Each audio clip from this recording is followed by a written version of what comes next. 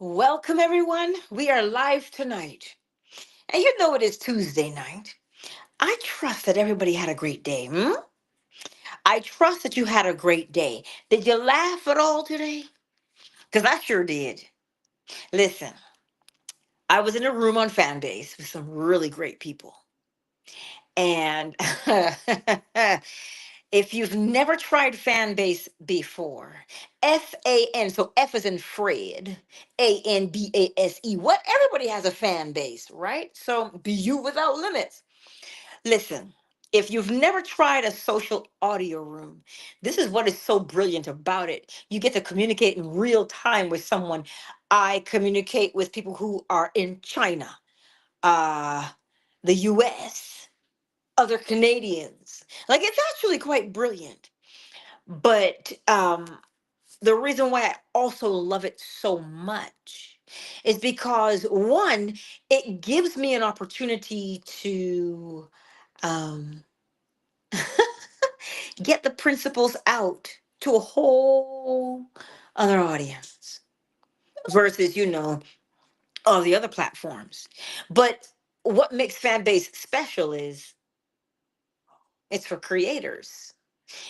Like on different apps, you have to meet a certain criteria to be monetized. On Fanbase, you get there, you are monetized. It's hearts, right? But what really drives me with Fanbase is that I just get to connect with people live, one on one in that audio room, and you can go private in an audio room if you'd like. You could go paid in an audio room, so people have to give you hearts to get into the room. Listen, I could tell you all about it, but test it out for yourself. But for me, it is another opportunity and another platform by which I can share the principles so that we do these nighttime bedtime stories, right? So, anywho, I trust you had a good day. And tonight, the lecture from Neville Goddard. It is the law of assumption. This again is from his radio talk, July 1951, KECA Los Angeles. Mm.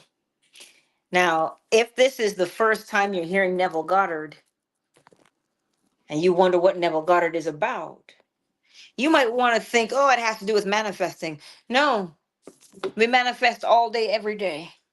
It has to do with how do you want to live your life right here and right now in this moment. Nolan, you listen, you better tell me that joke because I love a good joke, okay? I'm not going to read it out loud just in case it's derogatory. We might have young children in the space. I know I do. So, tonight's lecture is the law of assumption, the LAW, not the law of man, Your Honor. No, no. We're not talking about that kind of law which can be overturned. We're talking about the law of assumption based upon the principles of creation, mentalism, correspondence, vibration, polarity, rhythm, cause and effect, and gender. Those are principles that you can't break them if you tried. For an example, well, as within, so without. Whatever seed you plant is the fruit that you have to bear from that seed. You can't break that law. You can try. Someone said to me, yeah, I could genetically modify it. That's exactly it. You can tamper with it to say, oh, I changed that law. No, you didn't. Because whatever you plant, whatever you modify it to be, it can only grow as what you modify it to become. So you see, we can try to break the principles, but good luck. Anywho, I have nattered on enough. Let us read the law of assumption. Let's make it bigger, Angela, because fine print is just not my thing. Hey, Wisdom Almighty. The law of assumption, July 1951. The great mystic William Blake wrote almost 200 years ago. What seems to be is to those to whom it seems to be. And it is productive of the most dreadful consequences to those to whom it seems to be. Did you get that one? What seems to be is. So as you believe it to be, it is. And he says, now at first this mystical gem seems a bit involved, or at best to be a play on words. But it is nothing of the kind. Listen to it carefully. What seems to be is to those to whom it seems to be. And that is certainly clear enough. It is a simple truth about the law of assumption and a warning of the consequences of its misuse. Warning, warning, warning, right? How could you misuse it? Pray, tell.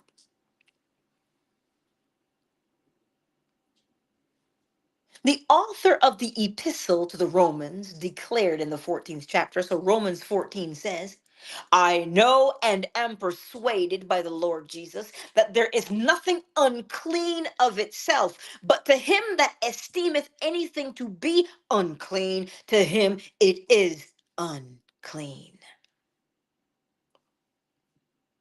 So sometimes, let me slide in here. When I say slide in here, I'm giving you my interpretation. You know how we say, some people say, well, eating this particular food is bad for you. Well, it would have to be because they believe it is bad. And because they believe it is bad, they have to see the evidence of it. So, Angela, you're trying to tell me if I eat high cholesterol foods, I'm not going to have high cholesterol? First of all, you have to understand the difference between an HDL and an LDL cholesterol. But moderation is a beautiful thing. If you just do the HDL, high lipodensity protein, if you just do that one,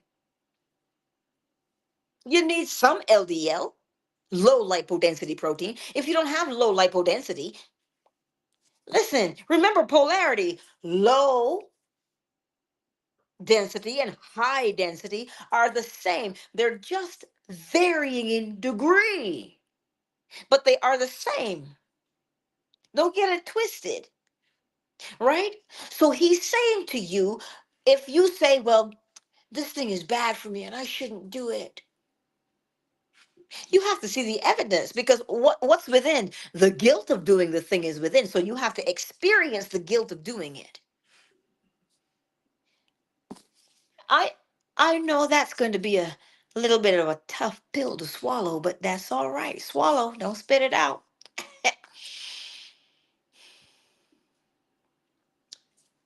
We see by this that it is not superior insight, but purblindness that reads into the greatness of men some littleness with which it chances to be familiar. For what seems to be is to those to whom it seems to be. What does that mean? Purblindedness. Well, let's look it up. Purblindedness, lacking insight or perception. So he's saying it is not superior insight, but it is the inability, because you're lacking the insight of perception, not you. It's just that he's saying it's not superior insight, which means you don't have to be uber wise. It just means insight that reads into the greatness of men some littleness. You see, it is man that believes he is a grasshopper. Man believes he is little and insignificant. Thus, if we believe ourselves to be insignificant,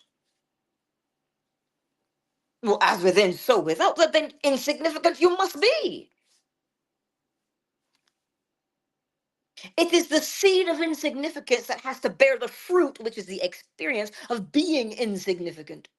So if you think yourself unworthy, if you think yourself not good enough, well, then you have to be not worthy and not good enough in the eyes of everyone else because it is the seed that you have planted into the world. Huh. Experiments recently conducted at two of our leading universities revealed this great truth about the law of assumption. They stated in their releases to the newspapers that after 2,000 experiments, they came to the conclusion that what you see when you look at something depends not so much on what is there as on the assumption you make when you look. They call that the double slit experiment. You're looking at it, and those little pellets will go where you look. If you don't look, they will go wherever they're going, but you're not there to see it. So we always ask that question: if a tree falls in the forest and there's nobody there to hear it, does it make a sound? Someone has to be there to perceive, to hear the sound, to recognize what it is. So he's saying to you, what you see when you look at something depends not so much on what is there as on the assumption you make when you look. In other words, you would not define your husband in the same way that your mother would. You know, yet you are both defining the same person.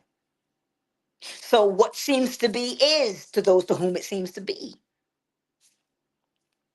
Your particular relationship to a thing influences your feelings with respect to that thing and makes you see in it an element which is not there. If your feeling in the matter is a self element, it can be cast out. If it is a permanent distinction in the state considered, it cannot be cast out. How? The thing to do is to try. If you can change your opinion of another, then what you now believe of him cannot be absolutely true, but relatively true. Let us slide in and give an example. For instance, the person who's been racist most of their life, because Neville did talk about it in one of his lectures. He said this man couldn't stand Jews and he couldn't stand black people. But a Jewish person saved his life and he changed his perspective of Jews. And then a black man jumped on him to help him extinguish the flames that he had caught on fire with after nobody else, white people, wouldn't even help him. He changed his perspective of black people.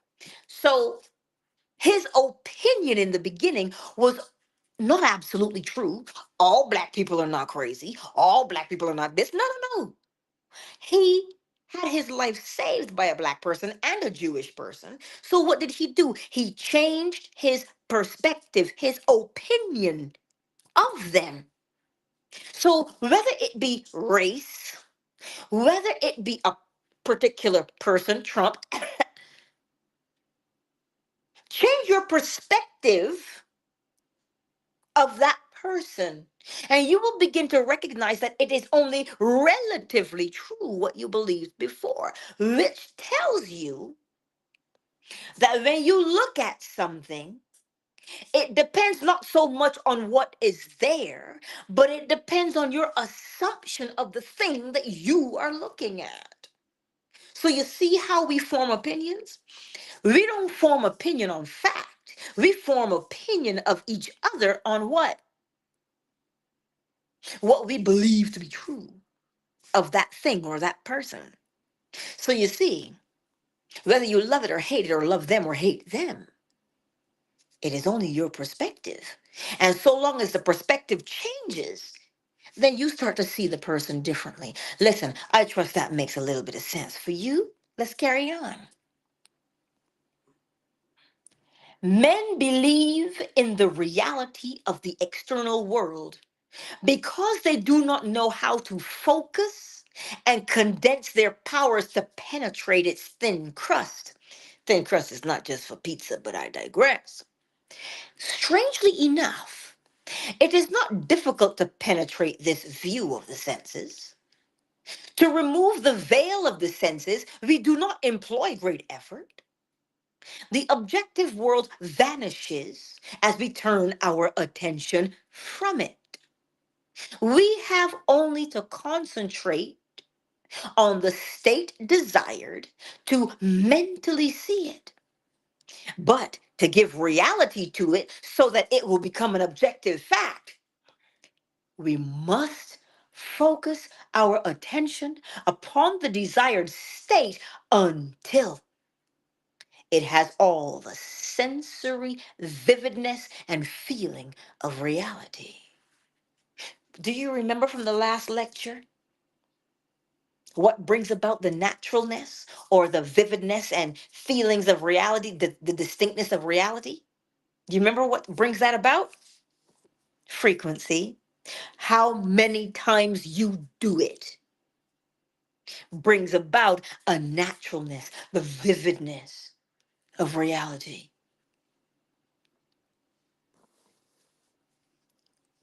Hmm.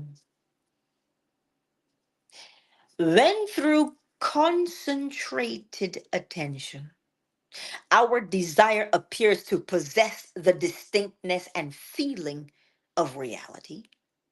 When the form of thought is as vivid as the form of nature, we have given it the right to become a visible fact in our lives. Let me say it to you in science. For those of you who think this is all mystical mumbo jumbo, here's the science.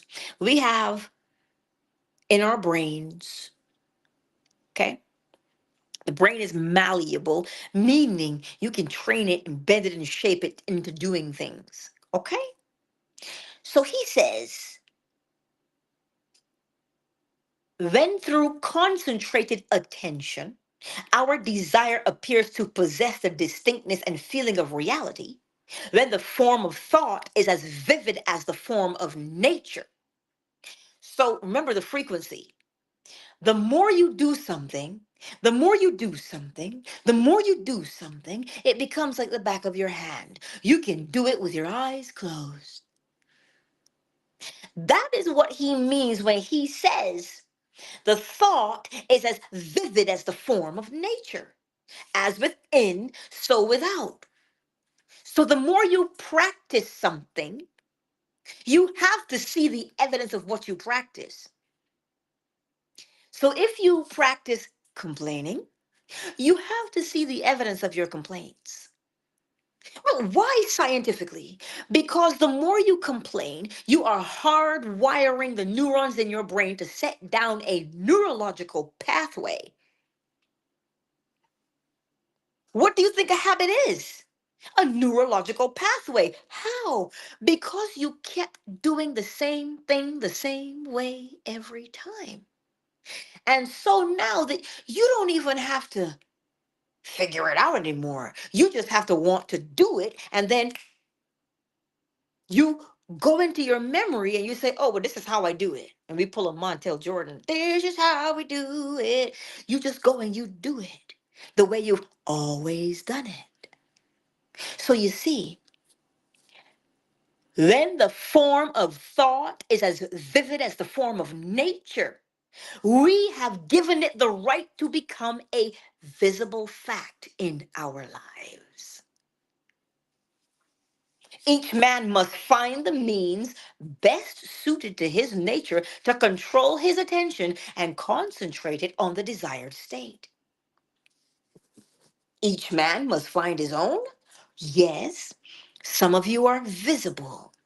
You know, you're visual creatures. Some of you are audible, you hear. Some of you are tactile, you touch. Some of you gustatory, you taste. You see? Which way is yours? What are you good at? Then that's the way you employ your sense to help you create the vividness in your mind's eye to set down that neurological pathway so that you will keep doing the same thing the same way every time. But you trying to do it like me, you can't do it like me because you're not me. This is why comparison is a killer. Comparison will suck the life out of you in no time at all. Because you're so busy saying, oh my God, I'm not as good as them. In the meantime, what you are good at begins to rot. Hmm. So let this be an encouragement for you to embrace who and what you truly are. Don't look at George. Don't look at Karen. Sure as hell don't look at Susie. Sorry if your name is Susie. Look at you. And do you, boo boo. Do you. I digress. I find for myself the best state to be one of meditation, a relaxed state akin to sleep, but a state in which I am still consciously in control of my imagination and capable of fixing my attention on a mental object. That's Neville's way. If it is difficult to control the direction of your attention while in this state akin to sleep, you may find gazing fixedly into an object very helpful. Do not look at its surface, but rather into and beyond any plane object, such as a wall, a carpet, or any object which possesses depth. Arrange it to return as little reflection as possible. Imagine then that in this depth, you are seeing and hearing what you want to see and hear until your attention is exclusively occupied by the imagined state. At the end of your meditation, when you awake from your controlled waking dream, you feel as though you had returned from a great distance. The visible world which you had shut out, it returns to consciousness, and by its very presence informs you that you have been self deceived into believing that the object of your contemplation was real. But if you remain faithful to your vision, this sustained mental attitude will give reality to your visions, and they will become visible, concrete facts in your world.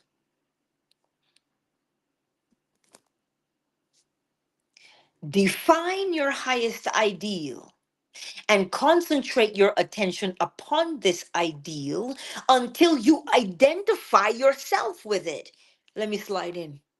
Identify yourself with it. Yes, be the change you want to see in the world. Means exactly the same thing as identify yourself with it. In order to identify yourself with something, you must become it. To identify yourself with it. Yes. Assume the feeling of being it. The feeling that would be yours, were you now embodying it in your world? To embody something means to become it. To embody, you give it form, which is you. This assumption, though now denied by your senses, if persisted in, will become a fact in your world. Here is how it becomes a fact in your world if you persist. If you persistently practice the same behavior over and over again, neurologically in your brain, you set down a pathway. And once you set down a pathway in your brain, I want you to think of the contrast between Alzheimer's and non Alzheimer's. In Alzheimer's, what happens? The neurological pathways are eroded, thereby erasing the memory of how to do something. That is Alzheimer's. Okay? The erasing of the neurological pathway that you laid down to do something with. So if Alzheimer's erases that neurological pathway, that should tell you that you develop the neurological pathway by doing the same thing the same way every time. It is not magic, it is nothing mystical about it. After all, science is the understanding or the comprehension of the principles and how they work. So if you can forget how to do something, it means you have to learn how to do it. So to learn to do something, you do it over and over and over again. So your mental attitude that you persist in, you are learning to do it over and over, to think that way, feel that way, be that way. And you set down a neurological pathway inside your mind. So if you're setting down a neurological pathway, it is obvious that what is within the neurological pathway has to show up on the outside in the form of your actions. So you think poverty is any different? It's a neurological pathway. You think wealth is different? It is a neurological pathway set down in the brain. How so? The way you think causes you to do what? Act. And you do the same thing the same way every time, thereby reinforcing your poverty or thereby reinforcing your wealth. You will act according to that neurological pathway. Oh Lord, I hope this is making sense to you tonight. To take away that's impossible. That's not true. You can't change your world by changing your thoughts. Yes, indeed you can. And yes, indeed you do. Whew, let me go back to where I was now. It says, you will know when you have succeeded in fixing the desired state in consciousness simply by looking mentally at the people you know. Well, this is a wonderful check on yourself, as your mental conversations are more revealing than your physical conversations are.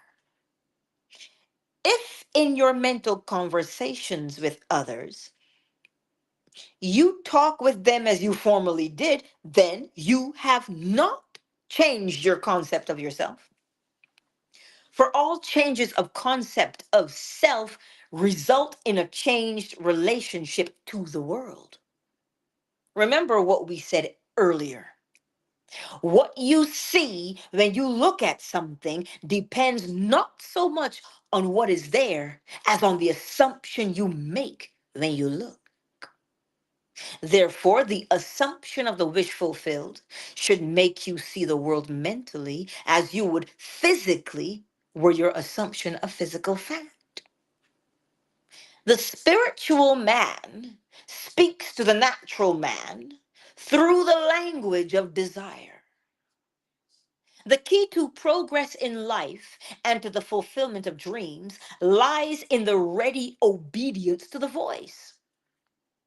Unhesitating obedience to its voice is an immediate assumption of the wish fulfilled. To desire a state is to have it. Well, as Pascal said, you would not have sought me had you not already found me. Man, by assuming the feeling of the wish fulfilled and then living and acting on this conviction, changes his future in harmony with his assumption. To change his future is the inalienable right of freedom loving individuals. There would be no progress in the world were it not for the divine disconnect or the discontent in man, which urges him on to higher and higher levels of consciousness. Let me say that to you again. There would be no progress in the world were it not for the divine discontent in man, which urges him on to higher and higher levels of consciousness. So if you were never dissatisfied with where you were, so if you weren't tired of being mistreated at your job, if you weren't tired of not making enough at your job, you would not have the desire to look for a new one. I have chosen this subject so close to the hearts of us all, changing your future. He says this is for his next Sunday morning message. This is what he's telling you. He says, speaking of changing your future, I wish to stress the importance of a real transformation of self, not merely a slight alteration of circumstances, which in a matter of moments will permit us to slip back into the old dissatisfied man. Did you understand that? A transformation of self, which means, because he says, if you change your circumstances, so for instance, you were single, hmm, and you got a relationship, but your life didn't change, right?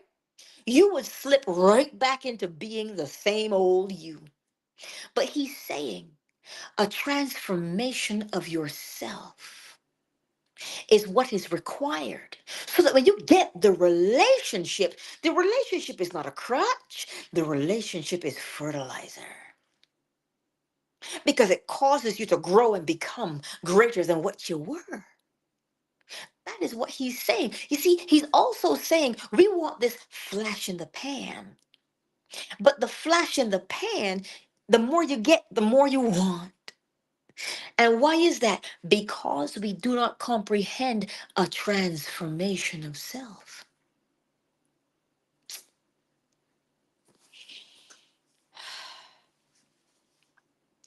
In your meditation, allow others to see you as they would see you were this new concept of self a concrete fact. You always seem to others the embodiment of the ideal you inspire. Therefore, in meditation, when you contemplate others, you must be seen by them mentally as you would be seen by them physically, were your conception of yourself an objective fact. Well, that is, in meditation, you imagine that you are expressing this nobler man you desire to be. If you assume that you are what you want to be, your desire is fulfilled. And in fulfillment, all longing to be is neutralized. How is that? Because once you become the thing, you no longer long for it. So he's saying to you, if you assume that you are what you want to be, your desire is fulfilled. And in fulfillment, all longing to be is neutralized. This also is an excellent check on yourself as to whether or not you have actually succeeded in changing yourself. You cannot continue desiring what has been realized. Rather, you are in a mood to give thanks for the gifts received. Your desire is not something you labor to fulfill. It is recognizing something you already possess. Say it again, Angela, because I didn't hear you. Your desire is not something you labor to fulfill. It is recognizing something you already possess. It is assuming the feeling of being that which you desire to be. Believing and being are one. Eh? Believing and being are one. Why? Because the thing you believe is what you do and it's what you are. You'll know a man by his habits. Why? Because you believe, well, I am this. And because you believe I am this, you have to act according to what this is. So believing and being are one. The conceiver and his conception are one. Well, how can they be two? The conception came from the mind of the conceiver. Thereby, it is him on the outside. Therefore, that which you conceive yourself to be can never be so far off as even to be near. For nearness implies separation. You can't be separated if conceiver and conception are one. They're one, they're not two. Two tells you one and one, but conceiver and conception are one thing. Who cooked your supper tonight? You did. Are you separate from your supper, or did your supper come out of your mind's eye? You said, I want, and you decided to make what it is you wanted. Are you separate from the food? You're not separate from the food. You made the food. You prepared the food. Thus, you are one with it. Listen, let me stop. If thou canst believe, all things are possible to him that believeth. If thou can believe, let me read it to you in English instead of Shakespeare. If you can believe, Well, then, all things are possible. Faith is the substance of things hoped for, the evidence of things not yet seen. If you assume that you are that finer, nobler one you wish to be, you will see others as they are related to your high assumption. All enlightened men wish for the good of others. If it is the good of another you seek, you must use the same controlled contemplation. In meditation, you must represent the other to yourself as already being or having the greatness you desire for him. As for yourself, your desire for another must be an intense one. It is through desire that you rise above your present sphere. And the road from longing to fulfillment is shortened as you experience in imagination all that you would experience in the flesh were you or your friend the embodiment of the desire you have for yourself or him. You see, experience has taught me that this is the perfect way to achieve my great goals for others as well as for myself. However, my own failures would convict me were I to imply that I have completely mastered the control of my attention. I can, however, with the ancient teachers say, this one thing I do, forgetting all those things which are behind and reaching forth unto those things which are before. I press toward the mark for the prize. What's he mean by that scripture?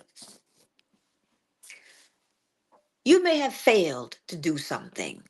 Oh my God, I didn't do it. Which one of us has not failed? But what will you do?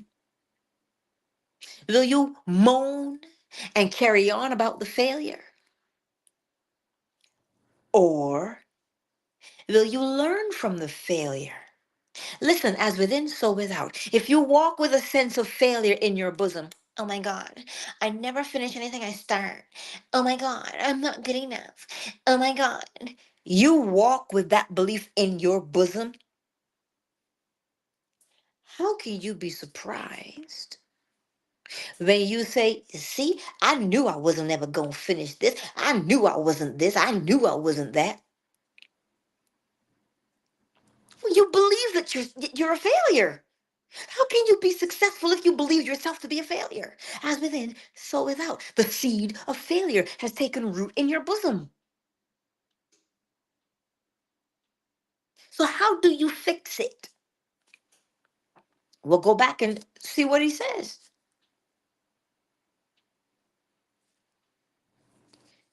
Believing and being are one. The conceiver and his conception are one. What do you conceive of yourself to be?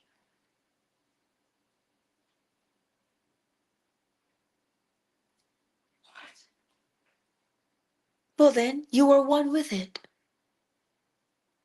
So, what would you like to be? I didn't ask you if you're good enough. It has nothing to do with being good enough. It has nothing to do with being worthy. It has to do, can you steady the imagination? Can you steady your attention and your imagination? You see, when you love something, you want to be in its presence. When you love doing something, listen, I could talk all day because I love it. Oh, it just makes me feel so good to share the principles that I just got to do it. And I will listen. It doesn't matter how tired I am. It doesn't matter how hungry I am. I'm going to share it because I love it. That is what will make you keep doing it.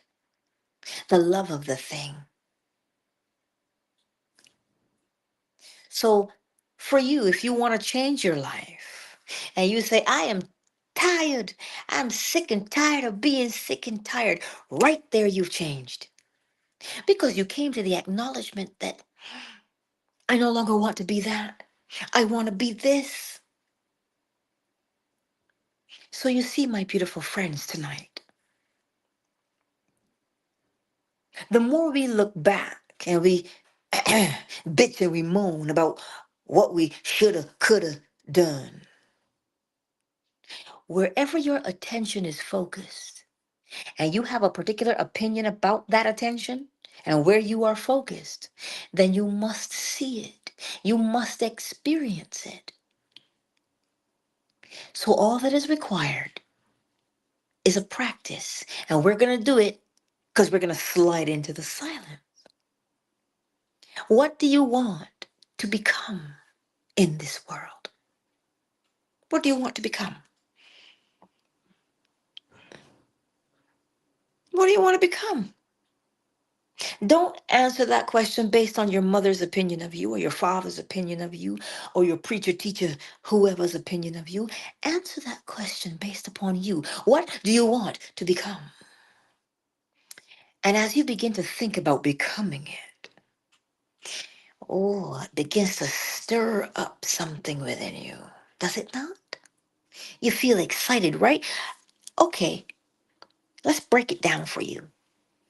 You start to feel excited and then you stop yourself. You go, oh no, that's not possible. What happens? You feel sad about it. You feel bad about it, don't you? Why? That feeling that crept in is what you believe to be true. And because you believe that to be true, well, that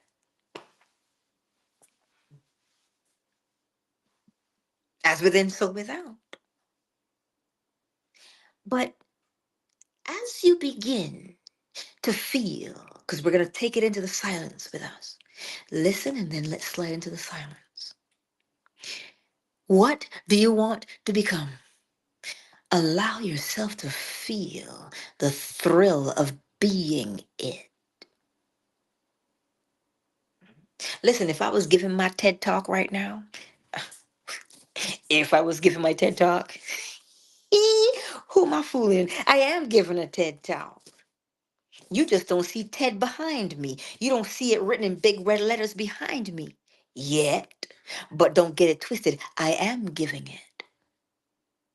And it makes me feel so good to know that as I share, these principles are taking root in the hearts of people. And they begin to see themselves bigger, better, more grand, more noble than what they presently are in this world. With compassion, with empathy, with unconditional love. That's what they begin to see themselves as. Oh, and that fires me up. So the more I persist in that feeling, the more I listen, and when I stop and I log off for the evening, it's still right here. And I feel it and I immerse myself in it. Why? Because as within, this feeling within will materialize as an experience in the outside world. I'm not necessarily looking for when and why and how, because I'm already doing it here. I'm already living it here. So, my beautiful friends tonight, what do you want to be? Begin, that's step one. What do you want to be? Step two, feel it in your bosom. Bosom is your chest. Feel it. Oh, feel it. Because it makes you feel good. Feel it. Step three, immerse yourself in that feeling. Remember, it is the frequency. It is with the frequency that we do something that brings about the naturalness of it. So keep feeling it and keep feeling it and keep feeling it. Now, let us slide into the silence for 5 minutes.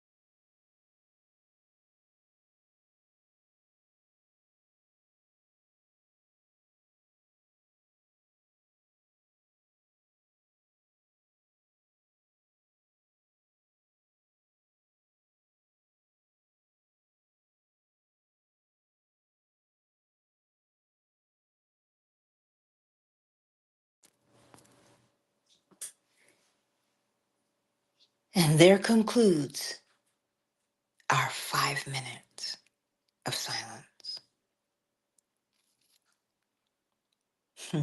Step one, what do you want to be? Step two, feel it. It really does make you feel good to just think about it. And the moment you start to feel, you stopped thinking of it.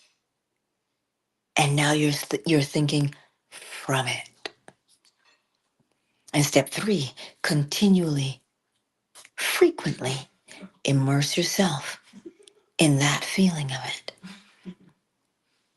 And don't worry about time, because time flies when you're having fun. Yes? Well, let's give it a moment tonight for the chime. We're just going to play the nighttime chime for a moment or two.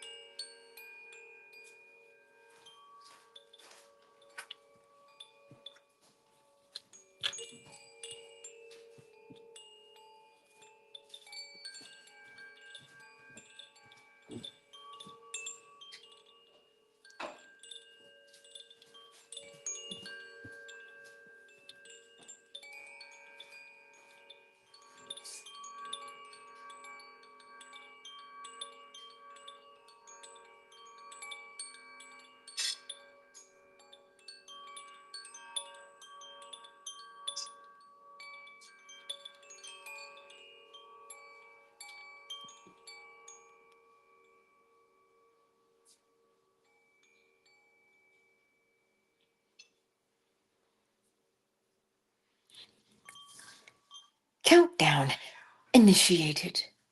5, 4, 3, 2, 1. Good night, Rone. Replay gang, Shay, Butter, Wisdom Almighty. Oh, Mr. Monkey, uh-oh. Nolan, yes. You're the ones who've made yourselves known here on YouTube, Facebook, and TikTok. Twitter, well, you know, Twitter is as Twitter is, right? Fanbase, uh, King, is that how I say your name? Amelie. Moon and Dolphin Duck, Miss Deborah, Flo Smiles, and I am that deal. I see you. Thank you all for being here, and I trust that your sleep is sweet and peaceful tonight, and that you will come into the realization of I am. Yes? Anywho, time to go feed my boy. Both of them. One, I got to get him out from under the couch. My tiny Roo. He likes to be under the couch, but I digress.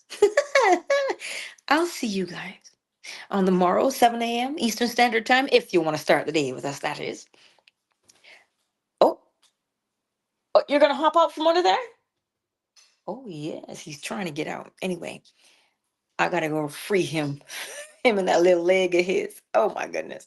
Anyway, I love you. And I'll see you on the morrow. Much love to each and every one of you. Mwah.